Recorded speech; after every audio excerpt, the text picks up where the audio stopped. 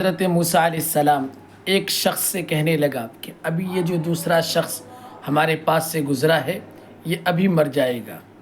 وہ آدمی بڑا حیران ہوا کیونکہ حضرت موسیٰ علیہ السلام اللہ کے نبی تھے اور نبی جو کہتے تھے وہ سچ ہوتا تھا۔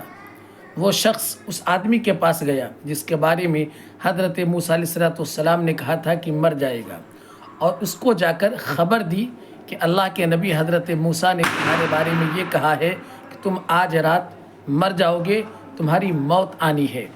اس شخص نے اپنی موت کو بہت قریب سے دیکھ کر ذرا بھی جھنجھلایا نہیں اور پسینہ ماتھے پر آیا ہی نہیں۔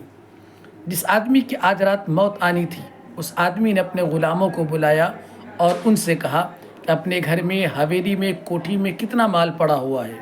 تو ان کے غلاموں نے کہا کہ بہت زیادہ ہے، کثیر تعداد میں ہے۔ تو پھر اس شخص نے کہا اپنے غلاموں سے کہ ان تمام مالوں کو لوگوں میں تقسیم کر دو۔ غلاموں نے کہا کہ اتنی جلدی اتنا سارا مال تقسیم نہیں ہو سکتا۔ پھر اس شخص نے کہا ایسا کرو، لوگوں کو بلاؤ، اعلان کروا دو کہ لوگ آئے اور اپنی من مرضی جو چاہے اس میں سے لے جائے۔ پھر لوگوں میں اعلان ہو گیا، لوگ آتے رہے اور اپنی مرضی کے مطابق اس کے مال میں سے سامان اٹھا کر لے جانے لگے۔ لوگ آتے بھی تھے، کھاتے بھی تھے اور اپنی مرضی کے مطابق مال اٹھا کر لے جاتے بھی تھے۔ ایسے میں بہت سے لوگ آئے اور ان کا جو دل چاہا وہ مال اٹھایا اور لے کر چلا گیا۔ جس شخص نے حضرت موسیٰ علیہ السلام کا پیغام اس آدمی کے پاس پہنچایا تھا کہ تمہاری موت آج آ جانی ہے، وہ شخص بھی دسترخوان کے ایک کونے پر بیٹھا ہوا اور یہ نظارہ دیکھ رہا تھا کہ ابھی یہ بندہ گرے گا اور مر جائے گا، کیونکہ حضرت موسیٰ علیہ السلام نے فرمایا ہے کہ آج اس کی موت آنی ہے۔ وہ اس انتظار میں بیٹھا تھا کہ ابھی یہ شخص گرے گا اور مر جائے گا، مگر ایسا نہیں ہوا۔ وہ آدمی بیٹھا رہا، انتظار کرتا رہا۔ رات گزر گئی، لوگ آتے رہے، کھانا کھاتے رہے اور من چاہا مال اٹھا کر لے جاتے رہے، حتیٰ کہ رات گزر گئی، صبح بھی ہو گئی، دوسرا دن آ گیا، مگر وہ آدمی ابھی تک مرا نہیں۔ اب یہ شخص بڑا پریشان ہوا کہ اللہ کے نبی نے کہا تھا کہ اس کی موت آج رات میں آ جائے گی، مگر یہ مرا نہیں، ابھی یہ حیات میں ہے۔ وہ بڑا پریشان ہوا، حیران ہوا، حضرت موسیٰ علیہ السلام کے پاس آیا اور کہنے لگا کہ اللہ کے نبی، مجھے آپ کی زبان پر کوئی اعتراض نہیں ہے۔ آپ وہی کہتے ہیں جو اللہ تبارک و تعالیٰ آپ کو بتلاتا ہے۔